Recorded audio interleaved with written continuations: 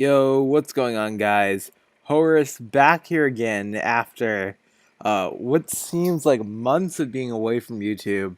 I think my last upload was many months ago in UBC Season 6, where we ended off losing to Ben in the quarterfinals there. A lot has happened in my life since then. I bet a lot has happened in yours too. But I'm back here with a really, really interesting prospect.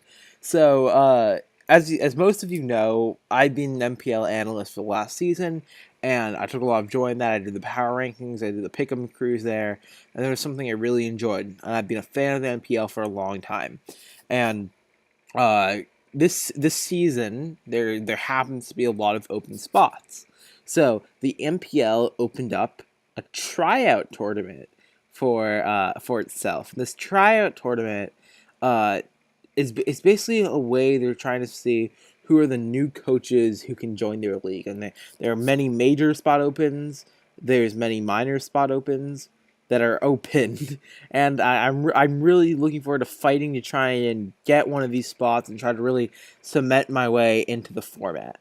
And I've been a fan of the NPL for years. I've been part of the NPL for about almost half a year now, and I'm hoping to become even more a part of the NPL by becoming a coach here. My goal is to become a minors coach. I've always wanted to be a minors coach, and through this whole draft tournament and through what I hope my application was able to show, I really want to become a coach.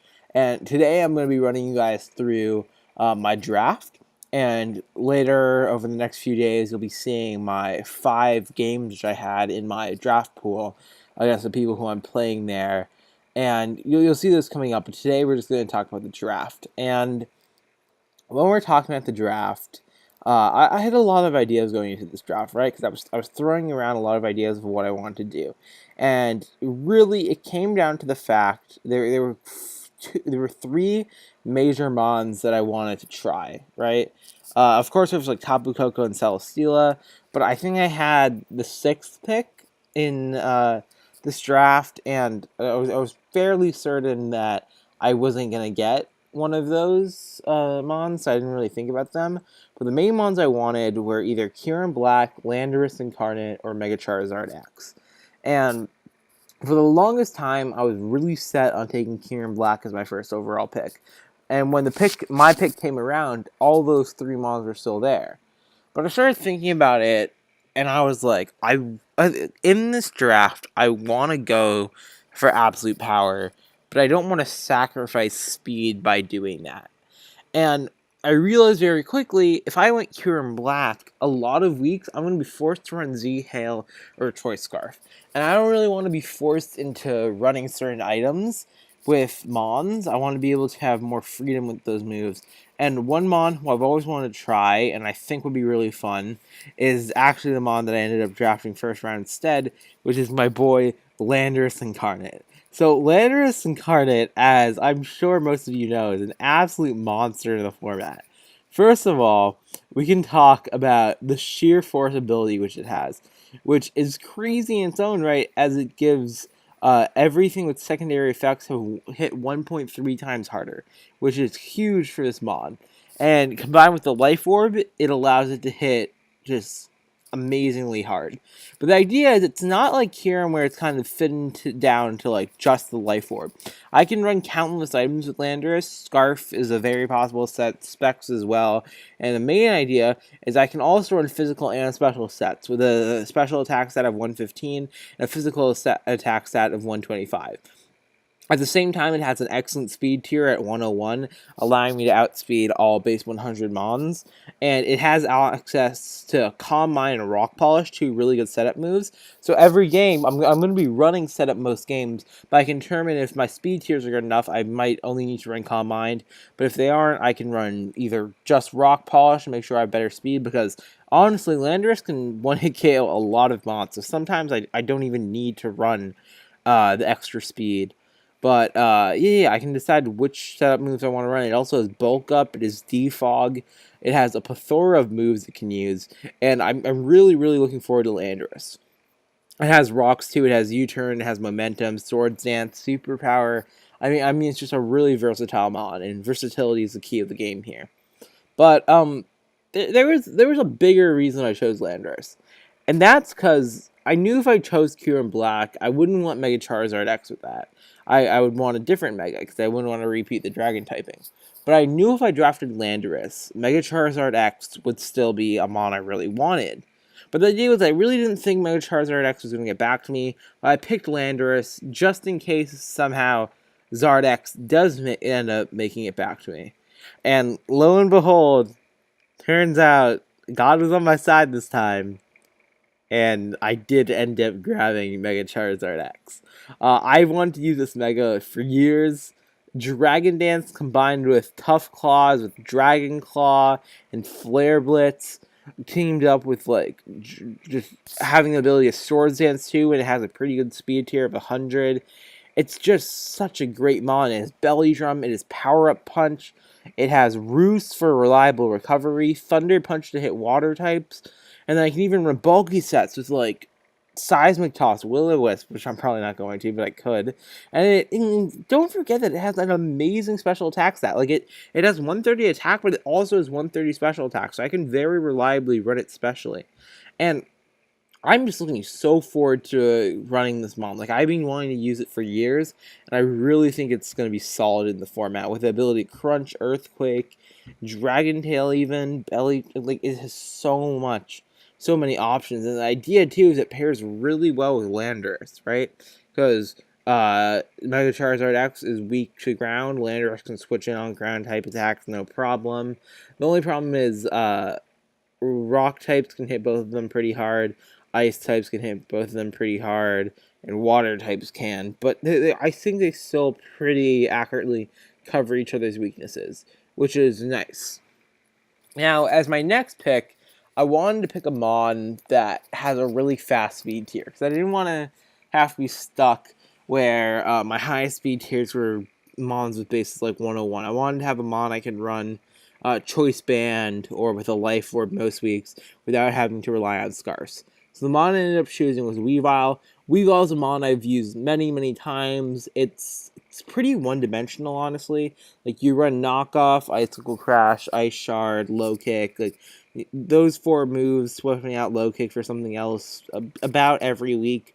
But the idea is it's not that versatile, and it's pretty one-dimensional, but it's really good at what it does, right? Like, I can reliably bring Weavile every week. There's always a plethora of mons in my opponent's team who's going to be weak to the stab of Ice and Dark, and I'm going to be able to hit some stuff really hard with this mon. And I have access to Swords Dance, Hone Claws. Like, I'm going to be hitting things extremely hard. I have Power Up Punch, and then I have coverage moves like Keizer and Shadow Claw, and really, I'm going to be hitting things extremely hard with this mon. With my next pick, I decided to pick a mon who's one of my favorites, and it's just a really fun mon to use, and that's Nihilego. Nihilego is amazing. It has, again, one of the keys of this game is versatility, so there's tons of that. It also provides a special defensive wall, which is something I really wanted on this team. It gives me Toxic Spikes, which is always beneficial, but it also allows me to run either a bulky set or like a Scarfing special attack set, and it just expands on that versatility I wanted on this team. Having Power Gem, it gives me another rocker I can have. It's just a really solid mon. And my next pick, looking back on it, was not the smartest of picks. I think I overvalued it going into the draft, and that's something I kind of resent at this point.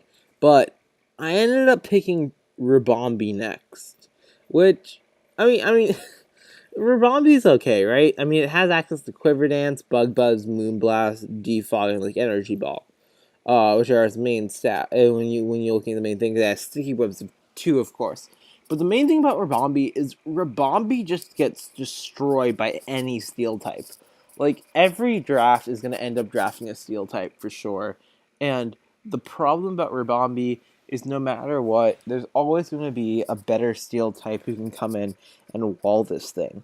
And especially in a tournament like this in which everyone still gets a lot of mons, having webs isn't as useful. Especially when there's a good chance that your opponent could also have webs. And you're going to see this as a theme, but it's really hard to bring Rabambi to matchups when there's really good steel types here. But I drafted it mostly for its ability for aromatherapy, quiver dance, and sticky webs. I drafted it most for its supporting moves, but it also has a really decent ability to sweep. And that was one of my main ideas to draft Rabambi.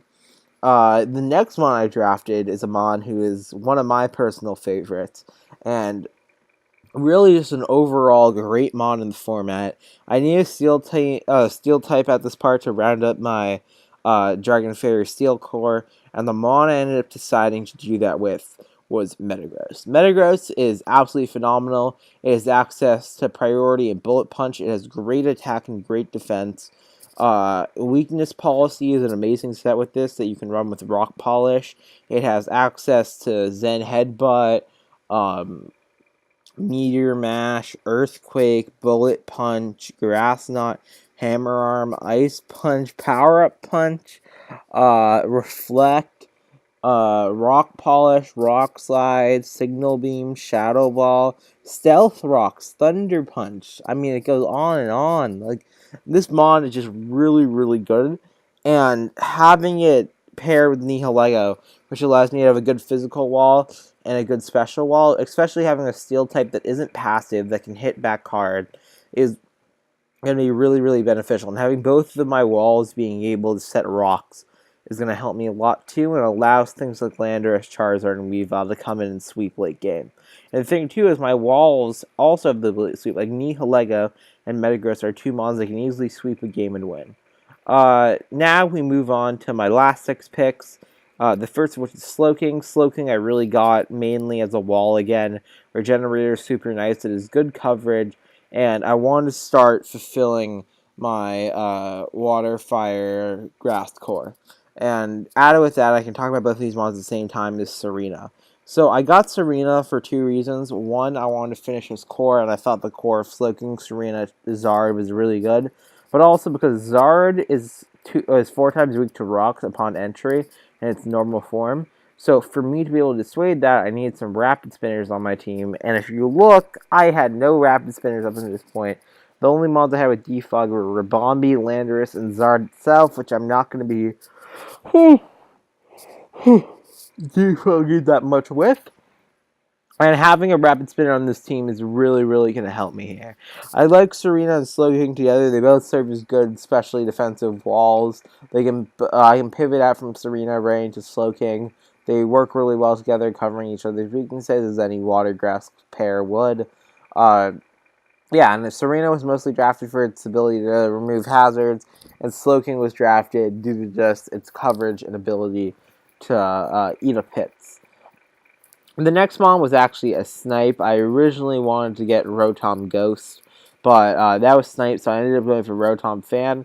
Rotom Fan's a steel. It has Will-O-Wisp, being able to set up screens. It is Pain Split, Volt Switch, Thunderbolt, Air Slash. Like, Rotom Fan is a really, really good mon, and I'm really happy I was able to snap it here for, I think, only 4 points. And overall, just a really, really solid pick. I'm really happy I was able to grab this, and hopefully this mon can put in a lot of work. It also has an immunity to ground, which is really nice, because I have a lot of ground weaknesses on this team right now. That's one common trait, and that's another reason I got Serena, because I wanted to be able to have something that actually resists ground, especially for things like Zygarde. Because Zygarde, if you look, just fucks my whole team right now. And Serena is the only thing that can really attempt to stop that. Now I went into a few low tier points. I grabbed Girder as my next pick. I needed a fighting type. Girder has reliable Drain Punch and Mach Punch, which work really well together. An Eviolite set is always really good, especially it has decent defenses at 85 for its normal defense already. With an Eviolite, that becomes pretty strong. It's basically like a discount Conkeldurr, and Conkeldurr is a really good mon, and I really wanted to have a decent fighting type on this team to be able to revenge things like Weavile in this format, because another dark type, just because a lot of those will be running around in this format, and I want to make sure I'm able to counteract those. My final two picks were a little bit of a meme. I drafted Persian. Let's be honest, Persian's not coming to any games. I drafted it for the fear of fake out. There's always a fear when you have something like Persian of priority. I mean, that was the main reason for Persian. I don't see Persian really coming to any game. I also wanted to get the normal type. I guess that's the main idea for that. Another one I got, which people think is a meme pick, but I wouldn't really say it is Haunter. Haunter's actually really good. It's able to Destiny Bond. It's quick. It has, without Life Orb or Specs, it hits really, really hard. And as Gengar does, it has a lot of coverage. So it's really, really able. It's really, really good with that. So now we need to declare what my Zmons were. The decision was pretty easy. I decided I want Nihilego to be able to carry Zmons, as Beast Boost allows it where it's able to get one kill, it can start sweeping. So I ended up deciding on Nihilego, and then I had enough leftover points to also get Rabombi and Rotom. Rotom just allows it to hit a little bit harder with these Z moves. Nihilego, for the reasons I said earlier, and with those points left over, I was still able to afford Rabombi. And again, I said if I'm using Rabombi, I'll use it a lot as a Quiver Dance set.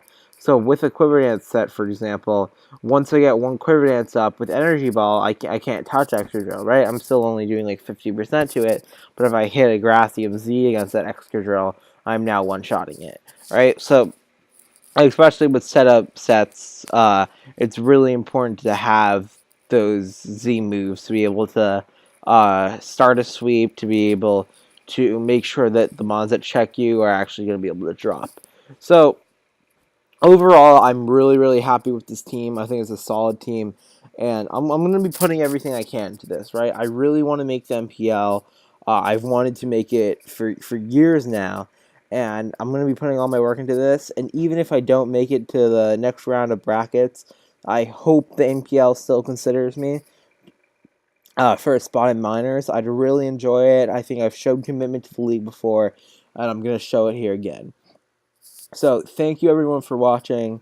This has been me, Horus293. Have yourselves a great night, and I will see you guys next time.